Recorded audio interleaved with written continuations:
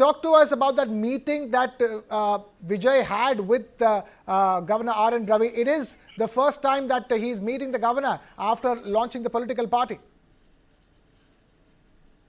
Yes, of course. This, as you told, it's a very, very important issue, very sensitive issue. Not only just this issue, there are so many issues against the women. There is no protection for women in Tamil Nadu in the recent days. There was a similar incident in Annanagar where there was a survivor and the survivor parents were beaten up by the police. And the court took that case and they formed an SIT. This is how the DMK government and the DMK governance has been. So in this very particular case, since it happened in Anna University, it flared up and we are all talking about it. Even in this issue, the police and the DMK, they are trying to save the alleged man rather than the survivor. Because the commissioner, he comes to the press meet and he says, this guy, the accused guy says, there is only, he is the only one guy and there is no sir. And he was he put his phone in airplane mode and he was just acting. And any accused would obviously say lies. And we don't understand how a commissioner is taking the face value of the accused and is saying it in a press meet. And when we are asking how did the FIR leaked, it was very irresponsible and he says it's just a technical glitch. I mean, in these cases, it is very, very essential that the survivor name as well as her address is protected.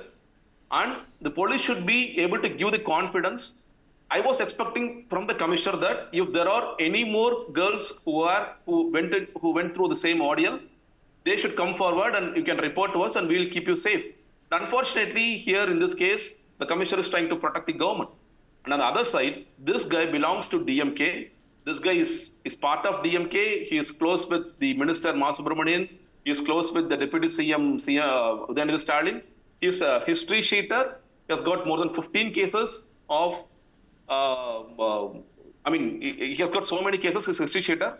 Right from 2001, he has got cases and not even a single charge sheet is filed. Why?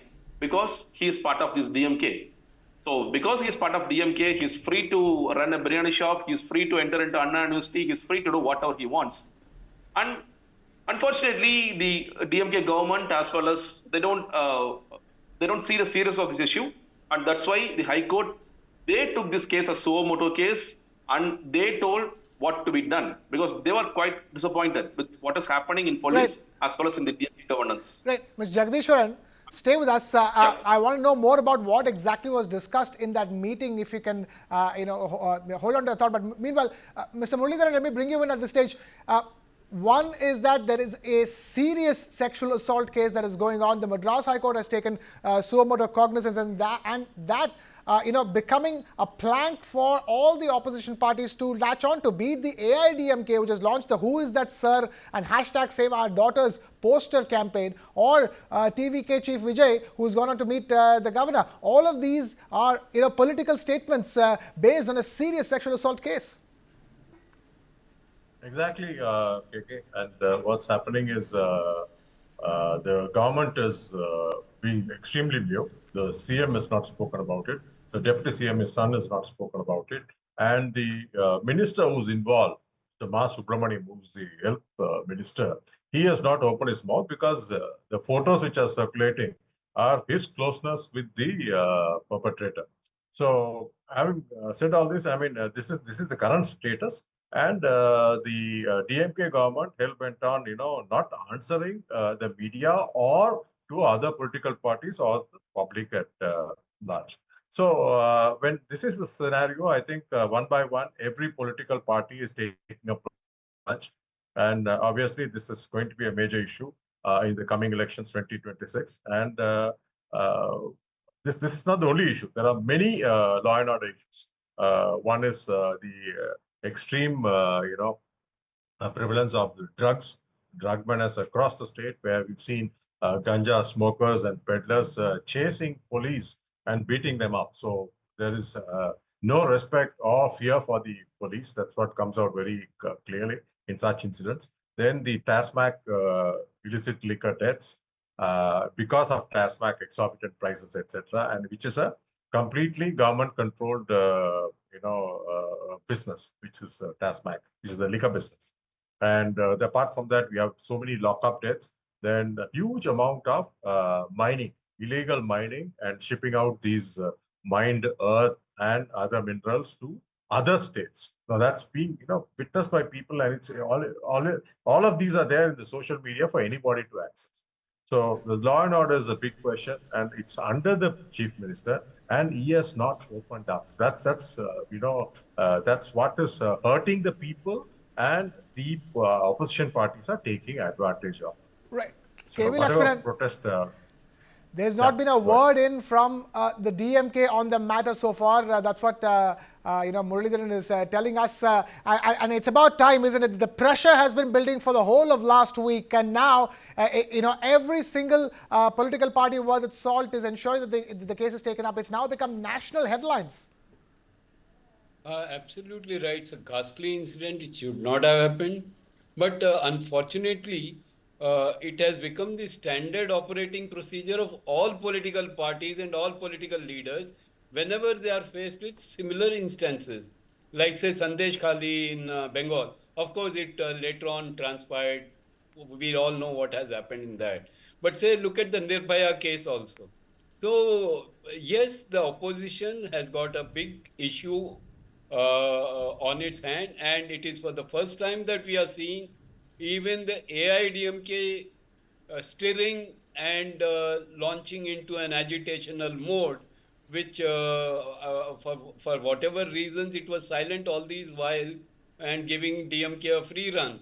So it is good that opposition parties have stepped up the ante, and the pressure should mount. But again, now that the Madras High Court has taken suo motu notice, has Right. formed a sit, then we must allow the investigations to go on, and let us see how it.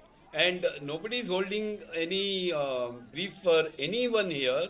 And if this person who is alleged to be a close confidant of the DMK bigwigs, law Right. must take its course, and he should face the music for what he has Alleged, done. alleged is one word, but from whatever evidence we have so far, Yes. the alleged and it is what it is actually is not very far away from it. Let me take this back to Mr. Jagdishwaran of the TVK. Talk to us about what exactly transpired in that meeting between Vijay and the governor, because from what I understand, they not only discussed the law and order situation in the state, but they also spoke about flood relief not reaching more people. So in that sense, this is a larger conversation that Vijay had with RN Ravi. Yes, in today's meeting, we had three things. One, obviously, about the amnesty incident. So, protection for women is the main agenda, as well as the prevailing law and situation. It is getting worse, not just the women part. On the whole of Tamil Nadu, there is so many issues. There is killing happening. Every day you see some sort of killing happening in some in some areas in Tamil Nadu. So the law and order situation is also very bad. There is so much of drugs. There is narcotics, and they do ganja 1, ganja 2, ganja 3, but nothing happens. There are drugs is a free flow in Tamil Nadu. So that is another part. The third thing is about the Bengal cyclone, where the compensation was requested by the state government, but unfortunately the central government, as we know, for so many issues, whenever there is a cyclone or there is a problem, they don't give that, they don't release that funds. And we also stand with the government in this part, because the cyclone has caused so much devastation, and we certainly need funds, so that we are with the people. The party stands with the people, and to distribute that funds to the people or for the development projects, we need that fund, and that's why we are also seeking that funds as well to the governor. So these are the Mr. Jagdishwaran, I have only one question at this stage. But Are you with the government or are you against the government? In that sense, you as a political party, come the election time, would you be looking to be in alliance with the DMK, or are you sure that you do not want an alliance with the DMK? No, see, everything is issue based. See, when we held our conference, we told very clearly our political enemy is DMK and our ideological enemy is BJP. We still stand by that. And in this very particular issue, we are against the DMK. Not just we are against the people of Tamil Nadu or against the DMK government, because the way they have been handling this case. Whereas at the same time, we are also for we started our party because we want to protect the rights of the people. And today, I mean, this Bengal cyclone, it just started in Chennai, but there is devastation that happened in all over Tamil Nadu. There's so much devastation that has happened, and we certainly need funds from the central government, and only by then we could do the development activities. It is not just for it is not sticking with the DMK side or standing with them. It is for the people of Tamil Nadu that we are also requesting these funds be released from the central government, and we want governor to do that, and that's why we say that it is not. I mean, just because we say this, we are not in alliance with DMK. We are against DMK, and we will be against DMK. Okay. Mr. Muralidharan, how do you view the political posturing here at this stage? Is it viewed as too opportune to pounce on an issue like this? Yeah, naturally, assembly elections around the corner and alliance are not frozen yet. And DMK, though, has a good alliance in terms of the VCK, which is the Dalit party. Then you have the communists on their side. They have a few other parties. They're pretty strong in that. The minority supporting them. So on the ADMK side, there's nobody. TVK side, there's nobody. Nam Tamil, there's nobody.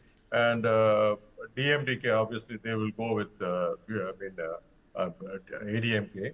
But PMK yesterday, they threw a stone saying that, they got into a wrong alliance during the parliamentary election. So they are keeping their cards open. So everybody is sensing an opportunity, and this is something like served in a platter to them to take it up as an issue, because there's so many incidents every second. Even day before yesterday, there was a cop who was in an inebriated condition. He was trying to I think molest a fellow police officer. This is the kind of things which is happening. And we also seen, as the gentleman from TVK mentioned, there was a case where the POCSO was registered and the police force went to the Supreme Court to stop, because Madras High Court said there should be a CBI inquiry. So they took it to Supreme Court asking for an injunction. Supreme Court refused. Instead, they created a special investigation team.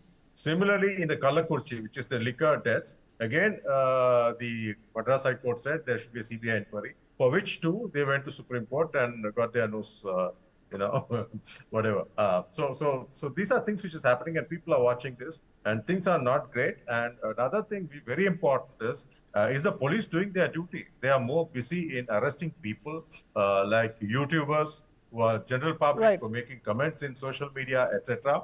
Ever since the government came to power, they have arrested something like 35, 40 people Right. for nothing. And they spent huge amount of forces and money on that. So they have not been doing their job. That's exactly what's, coming to light now. And all these parties are, jumping to the fray to use it.